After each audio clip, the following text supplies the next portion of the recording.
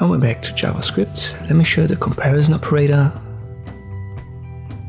It's simply the greater than and lesser than sign, and then return true or false. Got a variable x equals 7, print it out, we should see it here.